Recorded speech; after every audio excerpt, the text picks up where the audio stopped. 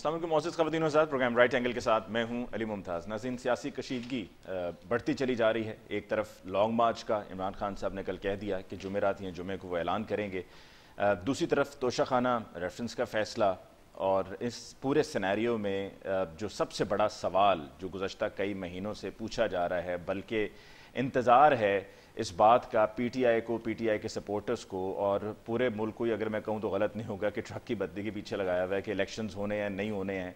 और elections government का ये कहना है, पीडीएम का ये कहना है कि जी मुद्दत मुकम्मल होगी तो इलेक्शंस हो जाएंगे, जबकि पीटीआई ये चाहती है कि इलेक्शंस पहले हों। इलेक्शंस तो पीटीआई चाह रही थी कि जी इससे भी बहुत पहले हो जाते, यानी कि अक्टूबर में उनके मुताबिक नई गवर्नमेंट फॉर्म हो जाती है और इलेक्शन हो जाते, लेकिन अब वो मामला अक्टूबर तक पहुंच चुका है। अब आगे नवंबर आ रहा है, नवंबर में जाके कहीं पर लॉन्ग मार्च का कोई इम्कान नज़र आ रहा है, और उसके बाद फिर आगे अगर आप 3 महीने का ये टाइम पीरियड 90 दिन का ऐड कर लें तो ये बात फरवरी मार्च तक जाती है। आज के प्रोग्राम में जी हम इसी हवाले से गुफ्तगू करेंगे अपने मौजूद मेहमानों के साथ। हमें ज्वाइन किया सीनियर तजज़िया जावेद इकबाल साहब ने। जावेद इकबाल साहब को बहुत बहुत शुक्रिया कि आपने हमें ज्वाइन किया। हमें ज्वाइन किया है सीनियर तजज़िया जैगम खान साहब ने। जैगम खान साहब, आपको बहुत बहुत शुक्रिया for joining us in the show tonight. हमें ज्वाइन किया है सीनियर एनालिस्ट कमर चीमा साहब ने। कमर चीमा साहब, आपके बहुत बहुत शुक्रिया कि आपने आज के प्रोग्राम के लिए वक्त निकाला। सबसे पहले जावेद इकबाल साहब, आपसे गुफ्तगू का आगाज़ करते हैं। तोशाखाना रेफरेंस, इस पर गुज़श्ता 48 घंटों में काफ़ी बात हुई है और अब इस्लामाबाद हाई कोर्ट जा रही है पाकिस्तान तहरीक इंसाफ, और इस फैसले को देखते हुए क्या आप समझते हैं कि वाकई बहुत से ऐसे लोग जो पीडीएम के हामी हैं और हमारे सहाफ़ी बरादरी से भी उनका ताल्लुक़ है, उनका कहना है कि कमज़ोर केस है और इस्लामाबाद हाई कोर्ट से पीटीआई को रिलीफ मिल जाएगा, आप क्या समझते हैं? देखिए, ये जब तोशाखाना शुरू हुआ था तो ये उसी वक्त से इसको बयानिया बनाने की कोशिश की गई थी, लेकिन एक बात हमें अली समझ लेनी चाहिए कि इमरान खान के ख़िलाफ़ इनके पास कुछ नहीं है। ये सब टोपी ड्रामा है जो आप देख रहे हैं, क्योंकि जो कुछ ये करते हैं इमरान खान की मकबूलियत को और ज़्यादा तक़वियत मिलती है। बदकिस्मती क्या है कि हम 1949 से, जब से हमारा पाकिस्तान आज़ाद हुआ है, हमारे पास एक ही फार्मूला रह गया है कि हम सियासतदानों को करप्ट करके निकालें, जबकि पाकिस्तान का मसला करप्शन से बड़ा इनकॉम्पिटेंसी है जिसकी तरफ हमारा किसी का कोई तवज्जो नहीं है। और बदकिस्मती ये है कि जो लोग पावर कॉरिडोर्स में बैठे हैं और पावर्स को कंट्रोल करना चाहते हैं, मसला उनका है कि वो पावर को हर सूरत में अपने पास रखना चाहते हैं। वो ये चाहते हैं कि जो भी हुकूमत हो, जो भी हुक्मरान हो, वो बस उनकी मनोअन तबीयत के मुताबिक, उनके असूलों के मुताबिक, उनके कहने के मुताबिक और उनकी ख्वाहिशात के मुताबिक अमल करे। इसलिए जब भी बात शऊर की हुई है, अवाम की हुई है, जमहूर की हुई है, उसको चैलेंज किया गया है। और आज जो सबसे बड़ा मसला दरपेश पाकिस्तान की सियासत को, पाकिस्तान को और पाकिस्तान की मईशत को, जो सबसे बड़ा मसला दरपेश है, वो शऊर का है, वो जमहूर का है। और बदकिस्मती ये है कि हम माजी में भी इसे निगेट करते रहे, इसको चैलेंज करते रहे, आज भी चैलेंज कर रहे हैं और आज भी निगेट कर रहे हैं। और उसका डायलेमा ये है कि जब हम अवाम की नहीं सुनते, अवाम के हकूक़ की बात नहीं करते, अवाम की फलाह की बात नहीं करते, अवाम के लिए काम नहीं करते, तो फिर बातचीत रह जाती है चंद लोगों के हाथों में जो कंट्रोल करते हैं इन मामलात को। तो उन कंट्रोल करने वाले अशराफिया कह लें, ताकतवर लोगों को कह लें, उनका अवाम से इतना बड़ा डिस्टेंस है कि उनको ना आवाज़, अवाम की आवाज़ सुनाई देती है, ना उनके शऊर को कोई चीज़ हिट करती है। और ये बुनियादी तौर पे इमरान खान ने पाकिस्तान की सियासत को चैलेंज किया है। इसलिए आप देखें ना, इमरान खान अकेला है और हर चीज़ उसके अगेंस्ट है, दुनिया की हर चीज़ उसके अगेंस्ट है। उसका ये चैलेंज क्या है? चैलेंज उसने पहली दफ़ा अवाम को उठाया है, अवाम को समझाया है, अवाम को शऊर दिया कि आप ताकतवर हो, असल ताकत आप है, आपके वोटों से हम इक़्तिदार में आते हैं। सो बदकिस्मती हमारे मुल्क की ये है कि हमने जब अवाम की नहीं सुनी तो हमारे मुल्क का बेड़ा गर्क इसलिए हो गया ना। ठीक, आज आप 140 अरब डॉलर के कर्जे के नीचे हैं, मईशत आपकी लुढ़कड़ा रही है, बैसाखियों के बगैर आपका मुल्क नहीं चल सकता। इस सिचुएशन में मुल्क में जो अफरा तफरी मची हुई है, मैं तो समझने से बालातर है मेरी अकल दानिश, ये बात समझ नहीं आ रही कि हम अपने मुल्क के साथ ये खिलवाड़ क्यों कर रहे हैं। जब एक चीज का सोल्यूशन मौजूद है, उसका कोई तरीका डिफाइन किया जा सकता है ना। पार्टियों को बिठाया जा सकता है। जब आप एक तरफ क्लेम करते हैं कि हम हैं, आप जो खुरम दस्तगीर का बयान देख लें कि हमें लाया गया जबरदस्ती, जावेद लतीफ का बनाया कि हमको कमजोर हैं, हम तो बैठे हुए हैं। सो दैट मीन्स आने वाले भी उनकी ताकत थे।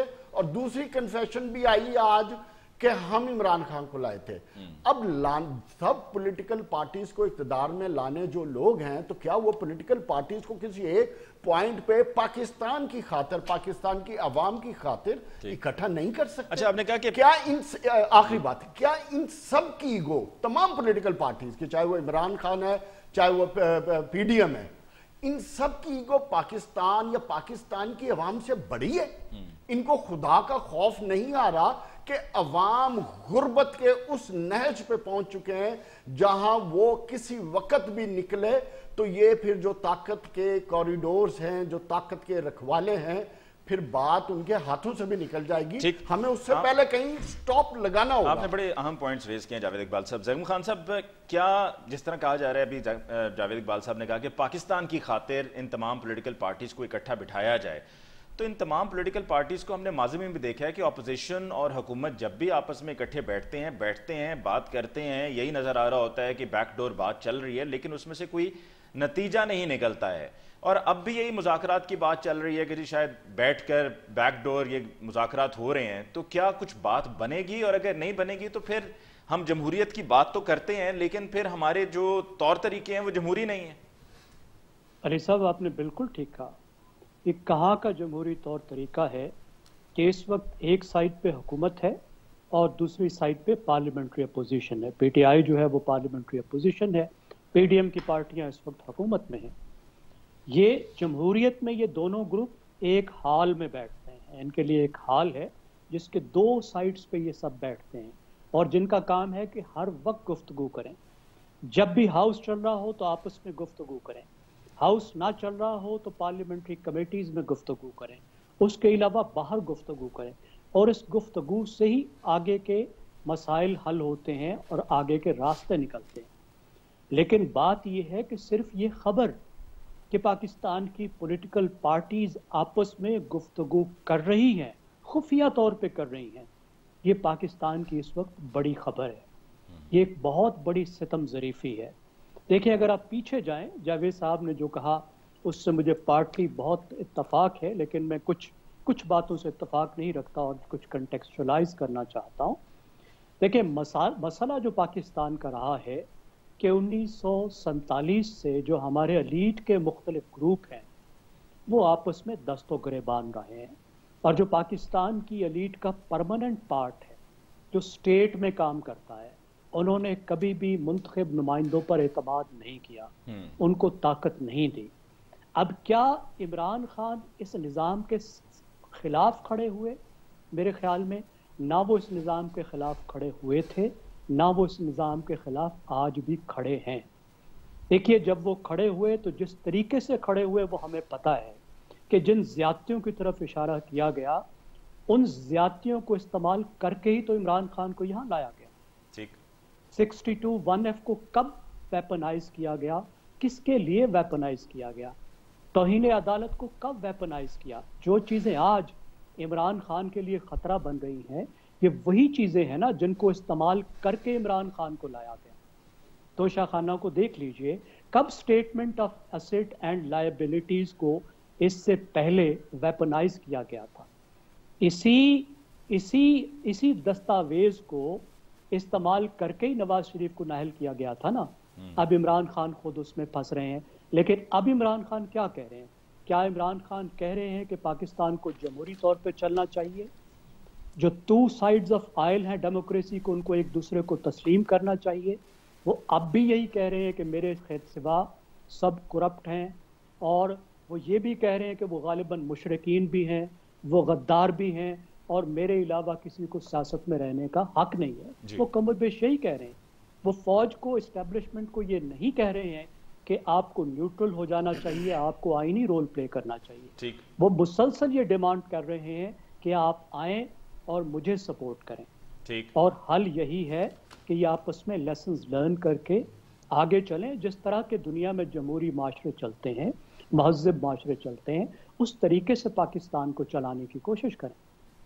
ठीक, गुफ्तगू को आगे बढ़ाते हुए चीमा साहब, जो तोशाखाना रेफरेंस है इस पर इमरान खान साहब से तो जी चीमा साहब से राब्ता है हमारा जी डिस्कनेक्ट हुए हैं। हम ऐसा कहते हैं ब्रेक लेते हैं जी, ब्रेक के बाद वापस लौट कर आएंगे तो यहीं से बात को आगे बढ़ाएंगे। हमारे साथ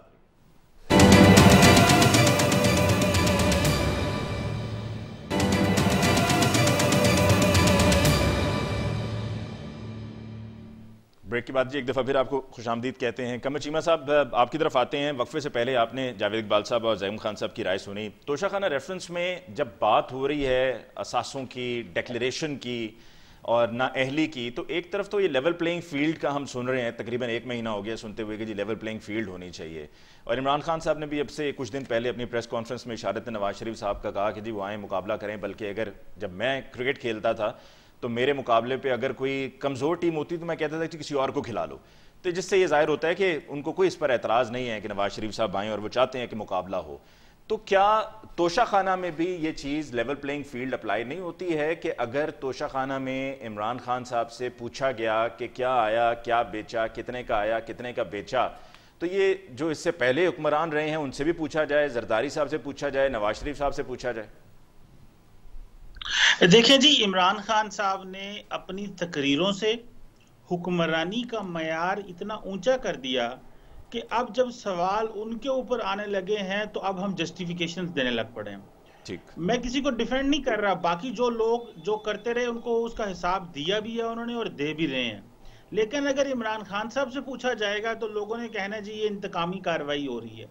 अब देखें, इमरान खान साहब जो है, अगर लेवल प्लेइंग फील्ड की बात होगी कि ठीक है सबको जो है वो सजाएं दी जाएं, तो इमरान खान साहब को भी उसी निजाम जो है वही निजाम निकाल देगा जिस निजाम ने बाकियों को निकाला। ये निजाम, जाहिर बात है यहाँ पे फैसले सियासी होते हैं, यहाँ कोई फैसले जो अदल के मेयार से तो होते नहीं है। ये तो हमारी मर्जी है कि हम जिस तरह मर्जी कानून का जो है वो नाक की मोम की तरह जिधर मर्जी उसका मुंह मोड़ लें। तो इमरान खान की तरफ भी अगर अब इमरान खान की टोन और टेनर चेक करें तो वो बड़ी मुनासिब हो रही है और उनको बताया गया है कि अगर आप इस तरह एग्रेसिव रहे, आपने निज़ाम को बदलने की और बड़ी जो है वो इनकलाब लाने की कोशिश की, तो आपके अगेंस्ट बहुत कुछ है जिसको जो है वो अदालतों के जरिए आपको फारिग कर दिया जाएगा। और जारी बात है, अगर आप फॉरेन फंडिंग केस ही ले लें, उसके ऊपर जो रुकावट है वो क्या है, वो बेसिकली एक खास किस्म की रुकावट है। आज एक सेकंड के लिए पीछे करें तो इमरान खान साहब को जिधर मर्जी आप ले जाएं। सो मेरा ख्याल ये है कि अगर लेवल प्लेइंग फील्ड की बात इमरान खान कर रहे हैं तो इसका मतलब है कि इमरान खान के पास चॉइसेस भी नहीं है। इमरान खान को ये भी पता है कि मैं अगर सड़कों पे लोगों के साथ आऊंगा मुझे नताइज भी नहीं मिलने, इलेक्शन भी नहीं होने, मैं किसी मसले में फंस जाऊंगा। और इमरान खान को ये भी बहुत बड़ा प्रॉब्लम है कि जो बयानिए का मैंने मोमेंटम उठा के रखा उसको मेंटेन किस तरह करना है, ये वो मसाइल हैं। तो मेरा ख्याल है इमरान खान बेसिकली अपने बनाए हुए ही वो जो मसाइल है उनके इर्द गिर्द फंस रहे हैं। जो बयानिए की जो हाइट वो लेके गए उससे जो एक्सपेक्टेशंस मिलती थी वो एक्सपेक्टेशंस नहीं है। माजी में तो उनको सब कुछ मिल जाता था, चीजें मैनेज होती थी, अब चीजें मैनेज नहीं होती क्योंकि जो मैनेज करते थे वो तो उनसे लड़ाई हो गई है। तो ये चीजें हैं जी। ठीक है, लेकिन फिर भी आप ये समझते हैं कि तोशाखाना में बाकी इससे पहले हुक्मरान क्या करते रहे हैं, उनके पास क्या आया क्या गया, उसका हिसाब नहीं होना चाहिए? अली क्यों नहीं होना? देखिए मेरी बात सुने, देखिए क्यों नहीं होना चाहिए। वो अगर सरकार का पैसा है, सरकारी अच्छे तरीके से अगर कानूनी तरीके से कोई लेके गया है तो ठीक है, अगर नहीं तो पूछे उनसे क्यों नहीं होना चाहिए। नवाज शरीफ हो, जरदारी साहब हो, क्या कोई दूध के दुल्हे हैं? लेकिन अकाउंटेबिलिटी फिर बराबर हो। इमरान खान से भी पूछा जाए कि पैसे कहां से आए हैं, आप उनका हिसाब दें, किस अकाउंट से आए, आप अपना भी हिसाब दें। ये नहीं है कि अगर उनका हिसाब होना शुरू हो जाए तो आप कहें कि ये जो इंतकाम हो रहा है। ठीक जी, जावेद साहब। देखिए, मुझे चीमा साहब की बात सुन के बड़ी हैरानगी हुई। बदकिस्मती ये है कि हम ये चाह रहे हैं कि जिस निज़ाम ने 2018 में नवाज शरीफ, शहबाज शरीफ और इन सब को पकड़ा था, आज हम चाहते हैं कि उसी झूठे निज़ाम के तहत इमरान खान को भी रगड़ा जाए। इससे ज़्यादा बदकिस्मती मेरी या मेरी कौम की क्या हो सकती है कि मरियम नवाज ये कहे कि इसको भी ज़ीरो पर आना पड़ेगा, इसके साथ भी वही कुछ करें जो शहबाज शरीफ के साथ किया या मियां नवाज शरीफ के साथ। ये क्या मजाक है? ये है आपकी पाकिस्तान की लीडरशिप? ये है मुस्तकबिल जिसके हवाले से मेरी कौम देख रही है, मेरे बच्चे देख रहे हैं? इस लीडरशिप के हवाले आप पाकिस्तान चाहते हैं? आपके साथ ज्यादती हुई, मैं मानता हूं, 2018 में आपके साथ ज्यादती हुई मुस्लिम लीग नून के साथ। आप क्या चाहते हैं? उन कवानीन को तब्दील करने की बजाय, उनको बेहतर करने की बजाय, अवाम की फलाह करने की बजाय आप चाहते हैं उसी दाग ज़दा कानून को आप फिर कंटिन्यू चाहते हैं। आप ये चाहते हैं क्योंकि आप उसकी पॉपुलैरिटी और उसके साथ अवाम में इलेक्शन में मुकाबला नहीं कर सकते, इसलिए आप चाहते हैं कि वही गंदा कानून दोबारा इस्तेमाल हो और उसी तरीके से किया जाए। ठीक, अच्छा, यहाँ पर जरा वाजे कर दें, नवाज शरीफ साहब को जब बाहर किया गया, जब उन्हें नाअहल किया गया, तो क्या उस वक्त ये सिनेरियो नहीं था कि उनको बाहर करना जरूरी था, और अगर उनको बाहर ना करते तो इमरान खान साहब ना मुंतखब होते, उनकी हुकूमत कायम ना होती? देखो अली, मैंने जो स्टार्ट किया था, मैंने बात उसी तरफ लेकर गया था कि यही हमारे निज़ाम की बदकिस्मती है कि हम ख्वाहिशात पर चलना चाह रहे हैं, हम अपनी ताकत के जोर पे निज़ाम को कंट्रोल करना चाह रहे हैं। हम वो चाह रहे हैं जिन लोगों को हम पसंद करते हैं, उनकी कॉम्पिटेंसी को नहीं देखते हम, उनकी इस चीज को नहीं देखते कि वो अवाम के लिए कुछ कर रहे हैं या नहीं है, या वो अवाम में कितने पॉपुलर हैं, अवाम उनको चाहते हैं या नहीं चाहते। हम अपनी मर्जी थोपना चाहते हैं। आज भी लेवल प्लेइंग फील्ड की जो बात हो रही है, ये आज की नहीं है। ये जब लास्ट ईयर नवंबर में तमाम मामला तय हुए थे, ये उस वक्त की है, ये उस वक्त ये मामला तय हुए थे। और मरियम नवाज शरीफ साहबा की ये आज की स्टेटमेंट नहीं है, ये मुसलसल तसलसल है इसका, मियां नवाज शरीफ का, मियां शहबाज शरीफ का।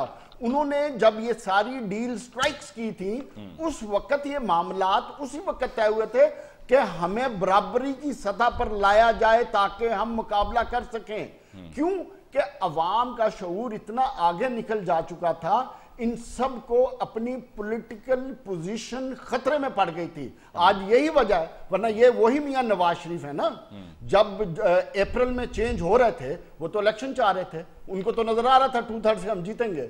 आज ऐसी क्या चीज हो गई 5 महीने में कि अब इलेक्शन से भाग रहे हैं। लेकिन मेरी बात आज ये याद रख लें, अवाम जाग चुके हैं, और मैं ऑन रिकॉर्ड अली आपके शो पे कह रहा हूं, अगले 5-10 साल की जो पॉलिटिक्स है उसकी डायनामिक्स ऑल टुगेदर डिफरेंट है। आज जो लोग हमें सुन रहे हैं वो हमारी किसी झूठ को बाय करने के मूड में नहीं है।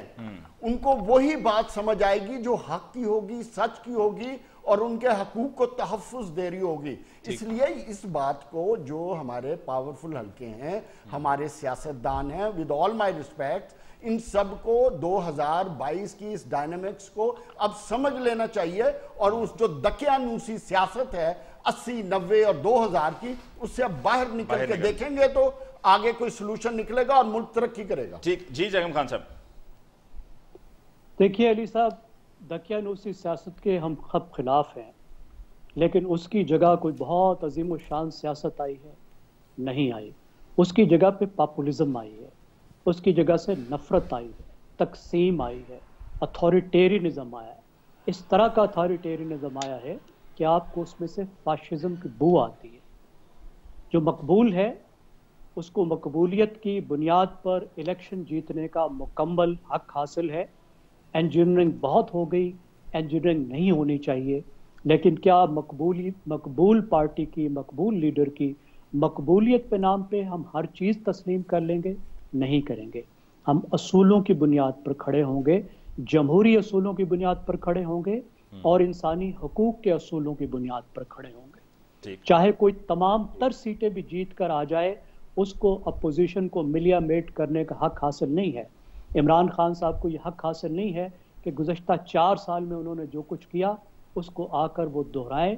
वो इस बात का इरादा कर रहे हैं कि वो सब काम पहले से ज़्यादा बढ़कर करेंगे, लेकिन इसका क्या मतलब है कि इवन प्लेइंग फील्ड का मतलब क्या ये है कि शहरयार आफरीदी की गाड़ी में से भी 20 किलो हेरोइन निकाली जाए और उन्हें भी काल कोठरी में डाला जाए? हरगिज़ नहीं। क्या इसका मतलब ये है कि पीटीआई के लीडर्स पर भी उसी तरह के झूठे मुकदमे कायम किए जाएं जिस तरह मुस्लिम लीग नवाज के लीडर्स पर किए गए थे और उन्हें जेलों में ठूंसा जाए? हरगिज़ नहीं। इसका मतलब सिर्फ ये है कि ज़्यादतियों का अजाला किया जाए और मज़ीद ज़्यादतियों का रास्ता बंद किया जाए। ठीक। उसका तरीका है रूल ऑफ लॉ, कि सब मिलकर बैठें और आगे का रास्ता तय करें, जमहूरियत को रास्ता दें। लोग सही इंतखाब करते हैं या गलत इंतखाब करते हैं, ये लोगों का हक है। मेरी राय में वो गलत हो सकता है, किसी इदारे की राय में गलत हो सकता है, किसी ताकतवर आदमी की राय में गलत हो सकता है, लेकिन अवाम की रजा के आगे सबको सर झुकाना है। लेकिन एक बात जहन में रखिए कि हमें आइन के आगे भी सबको सर झुकाना है, क्योंकि अवाम की रजा का तयन आइन से होता है।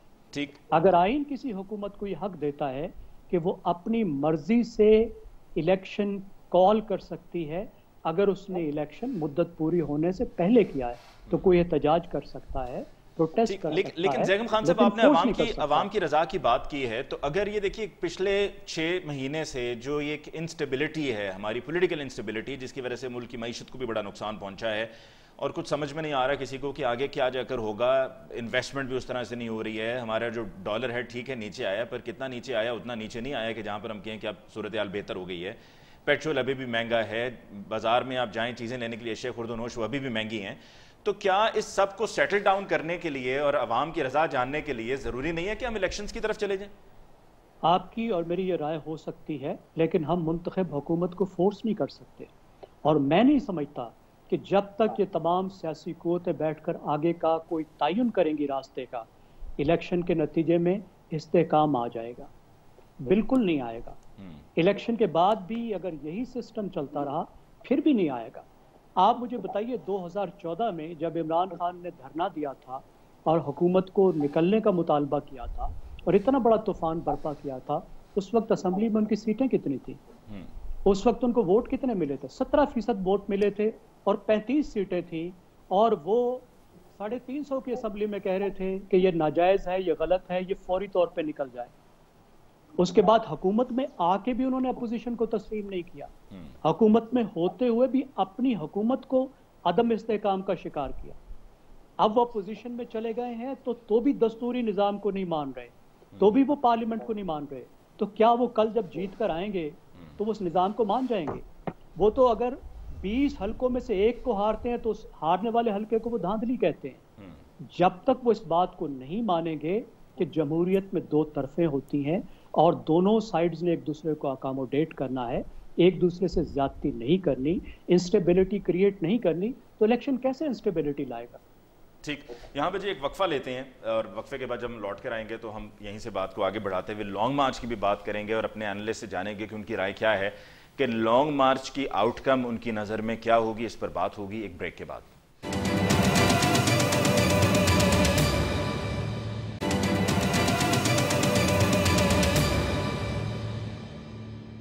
Welcome back. After break discussion को आगे बढ़ाते हैं। चीमा साहब, ये बताइएगा कि आपकी नज़र में लॉन्ग मार्च का क्या आउटकम आप देख रहे हैं? क्योंकि इससे पहले माजी में जब अगर लॉन्ग मार्च की बात करें तो इससे पहले तो वो एक नवाज शरीफ साहब का था कि जब नवाज शरीफ साहब निकले थे, या वो बेनज़ीर भुट्टो साहिबा के लॉन्ग मार्च का हवाला दिया जाता है। उसके अलावा तो लॉन्ग मार्च की कामयाबी की कोई ऐसी सच हिस्ट्री नहीं है।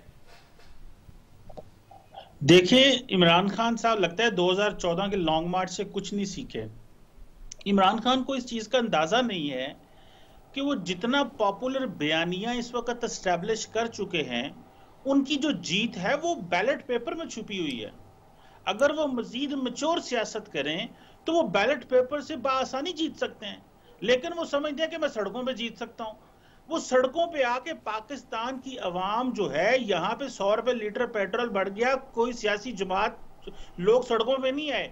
सियासी जमात आज लोगों को सड़कों पे ना लेके, लोग नहीं आते, लोग अपने काम में मसरूफ हैं। आप मुझे बताएं ना, लाहौर, कराची, इस्लामाबाद में कितने मुजाहरे होते हैं जब महंगाई होती है, और कितने लंबे मुजाहरे रहते हैं, कितने ऑर्गेनिक मुजाहरे होते हैं। ये तो सियासतदान है, भगा के ले आते हैं, वो बिरयानियां, टोटे और इस तरह की चीजें करके लोगों को लेके शहरों में आ जाते हैं। देखिए, ये कामयाब नहीं होना। आ भी जाएंगे 50,000, लाख, 2 लाख, अब पुलिस बात आनी नहीं। लोगों ने इतनी बड़ी तादाद में, देन व्हाट? सर्दियां इस्लामाबाद में आ रही हैं अगले महीने, तो वैसे ही अभी भी सर्दियां हैं। रातों को कहां रहना है, दिन को कहां रहना है, और कौन सपोर्ट करेगा? 126 दिन कहते रहे कि उंगली उठेगी, नहीं उठी उंगली। कभी कहीं बैठे रहते थे, कभी किसी सड़क पे, कभी किसी सड़क पे। तो नुकसान अपना करेंगे, पाकिस्तान का करेंगे, पाकिस्तान की इकोनॉमी का करेंगे। बयानियां बिल्ड करते रहे इमरान खान साहब, यही उनको आता है और बिल्कुल ठीक करते हैं। वो अपनी सियासत अच्छे से करें, एक अच्छा बयानिया बिल्ड करें। इलेक्शन जीत रहे हैं, बायपोल जीतते हैं, अभी 6 जगहों से आप जीते हैं। आप सड़कों पे लोगों को लेके कुछ भी नहीं कर सकते, इंतजार करें। मेरा ख्याल है पाकिस्तान के लोगों को क्योंकि पता ही नहीं है कि तब्दीली जो है वो पार्लियामेंट से भी आती है। ठीक है, लेकिन चीमा साहब वही बात जो आपने अभी कुछ देर पहले कही थी, आपने कुछ देर पहले जो मोमेंटम की बात की थी, यही तो उनको खतरा है ना कि देखिए अगर इस तरह से ना उन्होंने किया तो अगले साल तक ये मोमेंटम किस तरह से बिल्ड किए रखेंगे। सर जी मैं ये एक बात बताने लगा हूं, अनफॉर्चुनेटली क्योंकि पाकिस्तान में वजीर आजम कभी पार्लियामेंट से बदला नहीं है, तो हमें पता है कि ये जो बदला है ये भी गलत बदला है। सो अवाम को यही अंडरस्टैंडिंग है, बाहर से हो रहा है, इधर से हो रहा है, अब जुडिशरी ने कर दिया एस्टैब्लिशमेंट। सो जो मोमेंटम बिल्ड करना है वो जलसे जुलूसों से करें। वो देखें उनका सोशल मीडिया बहुत एक्टिव है, वो जितनी ज्यादा वो कोई अच्छी खबरें भी देते हैं, वो कॉन्स्पिरेसीज में भी रहते हैं, वो सारा टाइम उनको पता है अवाम को पाकिस्तान में अगर सियासत कर रहे हैं तो वो इमरान खान कर रहे हैं, शहबाज शरीफ की कौन सी सियासत है, ये जरदारी साहब कहां पे हैं, बिलावल भुट्टो कहां पे हैं। अगर वो आप इमरान खान ऑपोजिशन में हो तब भी वो क्रिटिसाइज होते हैं, हुकूमत में हो तब भी वो क्रिटिसाइज होते हैं। सो इमरान खान को वही करना चाहिए जो वो बेहतरीन कर रहे हैं। सड़कों पे आएंगे तो वो फ्रस्ट्रेट होकर वापस जाएंगे और इससे कुछ भी नहीं मिलेगा और उनके लोग जो है वो ज्यादा और फ्रस्ट्रेट होंगे। मेरी तो ये अंडरस्टैंडिंग। कुछ नहीं मिलेगा जावेद इकबाल साहब, कुछ नहीं मिलेगा लॉन्ग मार्च से। इस दफा खान साहब तो कह रहे हैं मैं बड़ी भरपूर तैयारी से आ रहा हूं, और तैयारी इस दफा नजर आ रहा है कि पहले से ज्यादा बेहतर तैयारी है। मतलब सबको साथ में लेके चल रहे हैं, बार को भी इंगेज कर रहे हैं, बिजनेस कम्युनिटी को भी शामिल कर रहे हैं, मुख्तलिफ इंस्टीट्यूशंस में जाके, तालीमी इदारों में भी जाकर वहाँ पर भी खिताब कर रहे हैं। तो क्या तैयारी है और इस तैयारी के साथ कुछ बात बनेगी? वही जो कमर चीमा साहब ने कहा है कि जी कुछ नहीं बनना, वैसे अपना मोमेंटम बिल्ड करने के लिए या अपना बयानिया लेकर चलें, बयानिया बिल्ड करें जिसके वो माहिर हैं, वो उसमें ज़्यादा बेहतर रहेगा। देखिए बयानिया तो बन चुका है, अब बयानिए को किसी मंतकी इंजाम तक तो ले जाना है। और फिर इमरान खान के बयानिए में जो सबसे इम्पोर्टेंट चीज़ है जिसने उनको दो इलेक्शंस में, पंजाब इलेक्शन में और जो पूरे पाकिस्तान में MNAs के इलेक्शन में, उसमें इमरान खान को जो कामयाबी मिली है उनके इसी बयानिए पे तो मिली है कि फ्रेश इलेक्शन वो चाहते हैं और अवाम ने भरपूर उस बात को सपोर्ट किया है। जहाँ तक लॉन्ग मार्च का ताल्लुक है, देखो लॉन्ग मार्च होगा। जो लोग 25 मई वाला रेफरेंस देते हैं या 2013 वाले धरने की बात करते हैं, मैं उस चीज़ से डिसएग्री करता हूँ। 25 मई वाले में गर्मी बहुत ज़्यादा थी और अवाम को जिस तरीके से जदोकोब और उनके घरों में घुस के रोका गया था, इस तरह वो सिचुएशन नहीं है। इस वक्त इस्लामाबाद के इर्द गिर्द इमरान खान की पार्टी की हुकूमत है, तो इमरान और फिर मौसम भी ठीक है। लेकिन बावजूद इसके की हुकूमत है, जो भी कमर चीमा साहब ने कहा है वो बिल्कुल ठीक कहा है कि देखिए लोग कितने दिन तक वहां पे सस्टेन करेंगे। बात यह है कि आपने बयानिया अपना कंटिन्यू रखना है, प्रेशर आपने बिल्ड करना है। अगर इमरान खान ने आज अगर लॉन्ग मार्च की कॉल, जिसके लिए वो पिछले 1-2 महीने से बात कर रहे हैं, अगर नहीं देते तो इससे इमरान खान की अपनी सियासत को नुकसान होगा। तो इवेंचुअली उनको लॉन्ग मार्च करना पड़ेगा। लॉन्ग मार्च होगा, उससे हुकूमत पे प्रेशर बिल्ड होगा, इसमें मुझे कोई डाउट नहीं है। हाँ, जहाँ तक हुकूमत की ताकत का ताल्लुक है, हुकूमत की रिसोर्सेज का ताल्लुक है, वो अनलिमिटेड होते हैं, इसमें कोई दो राय नहीं है। लेकिन असल चीज़ यह है कि कहीं ना कहीं जब मार्च होगा तो फिर मेरा ख्याल है कि प्रेशर में आके हुकूमत नहीं तो जिन्होंने हुकूमत में इनको बिठाया हुआ कहीं ना कहीं वो बैठेंगे, बातचीत होगी। और मैं ज़ाती तौर पे इस बात के हक में हूँ, अगर इलेक्शन अक्टूबर या सितंबर या अगस्त की बजाय 2-3 महीने पहले हो जाए तो इसमें क्या मज़ायका है? इसमें पाकिस्तान की अगर भलाई होती है, पाकिस्तान में इंस्टेबिलिटी ख़त्म होती है, पाकिस्तान में इकोनॉमिकली चीज़ें बेहतर होने की उम्मीद हो सकती हैं, तो मैं ये समझता हूँ तमाम पॉलिटिकल पार्टीज को किसी ना किसी पॉइंट पे आके इस चीज़ पे एग्री कर लेना चाहिए। टाइमिंग बड़ी मैटर करती है सियासत में, तो ये जो टाइमिंग है लॉन्ग मार्च की, जो खान साहब कह रहे हैं कि जुमेरात this is the best time, because Khan sahab wait इस बात का भी कर रहे हैं कि ये लोग कहीं अपॉइंटमेंट भी कर दें, अपॉइंटमेंट के इर्द गिर्द उनकी डेट चलनी है, ये बात मेरी नोट कर लें। तो क्या किसी अंडरस्टैंडिंग के तहत वो ये तारीख देने जा रहे हैं या बगैर अंडरस्टैंडिंग के?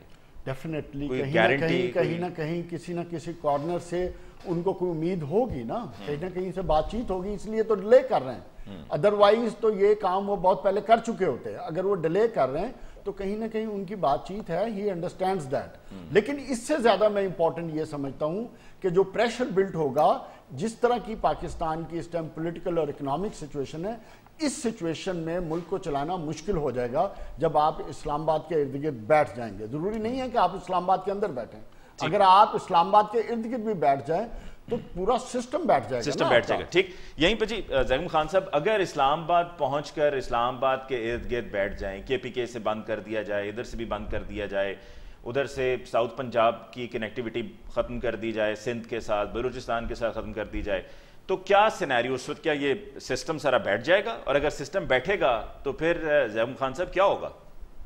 अली साहब, ये जहन में रखिए कि इस्लामाबाद के आसपास जिन हुकूमतों का जिक्र किया जा रहा है वो सूबाई हुकूमतें हैं और PTI की हुकूमतें हैं, और आईन पाकिस्तान में लॉ एंड ऑर्डर की जिम्मेदारी सूबाई हुकूमतों पर है। क्या दो सूबाई हुकूमतें मिलकर वफाक पर इस तरह हमला आवर हो सकती हैं कि वो वफाकी दारुल हुकूमत का इस तरह घेराव कर लें जिस तरह अमीर तैमूर ने आकर दिल्ली के किले का किया था? क्या उसके बाद ये वफाक बचेगा? और क्या वो जो वफाक के निगहबान हैं वो इस तरह की अनारकी और तवाइफुल मलूकी की इजाज़त देंगे? जब आपके पास हुकूमत होती है, आप कहते हैं कि 2/3 मुल्क पर हमारी हुकूमत है, तो उस हुकूमत के साथ जिम्मेदारी भी आती है। अगर वो हुकूमत में ना होते तो इस धरने का, इस लॉन्ग मार्च का मफहूम मुख्तलिफ होता। ठीक, इस वक्त मफहूम मुख्तलिफ है, इसके साथ बहुत जिम्मेदारी वाबस्ता है। ये ऐसा कार्ड है जिसको उन्हें बहुत सोच समझ के खेलना होगा। ठीक, ज़ैम खान साहब, ऐसी सूरत हाल में विफाक के पास क्या क्या ऑप्शंस होंगे? देखिए, विफाक पर बहुत ज़्यादा दबाव पड़ सकता है और विफाक को इन्हसार करना होगा विफाकी कुव्वतों पर, जिसका मतलब है इस्टेब्लिशमेंट पर, कि क्या इस्टेब्लिशमेंट इस चीज़ की इजाज़त देगी। अगर उनको विफाकी कुव्वतें अवेलेबल होती हैं लॉ इन्फोर्समेंट के लिए, जो उनका कानूनी हक है, फिर तो उनके लिए काम आसान है। लेकिन अगर इमरान खान को रास्ता दे दिया जाता है तो फिर उनके लिए बहुत मुश्किल है। और मेरी अपनी राय में, जिन्होंने 2013 में ये धरना टेक्नोलॉजी ईजाद की थी, वो नहीं समझते कि ये टेक्नोलॉजी ऐसी है जिसको मुसलसल चलाया जा सकता है, क्योंकि इससे पूरी रियासत एक मजाक बनकर रह गई। कि आपने खुद देखा कि 2017 में TLP के चंद 100 कारकुन आए और उन्होंने आपके दारुल हुकूमत के साथ क्या हशर किया। एक चौक में बैठकर उन्होंने एक मुंतखब हुकूमत के नाक की लकीरें लगवा दी और एक वफाकी वजीर का इस्तीफ़ा ले लिया और बेपनाह तशद्दुद किया और फिर कामयाब घरों को लौट गए। दुनिया भर में ये मंजर किस तरह देखे गए होंगे? अगर ये मंजर क्रिएट होते रहते हैं, आप बाहर बैठे हुए कोई इन्वेस्टर हैं और पाकिस्तान में आना चाहते हैं, तो क्या इस मंजर के बाद भी आप इन्वेस्ट करेंगे? क्या अगर आप बाहर बैठे हुए पाकिस्तान के दुश्मन हैं जो पाकिस्तान के बारे में मुसलसल ये शोर मचा रहे हैं कि पाकिस्तान का न्यूक्लियर प्रोग्राम खतरे में है, यहाँ तो चंद 100 का जत्था आकर वफाकी दारुल हुकूमत को यरगमाल बना लेता है, तो आपकी आवाज़ कितनी ताकतवर हो जाएगी?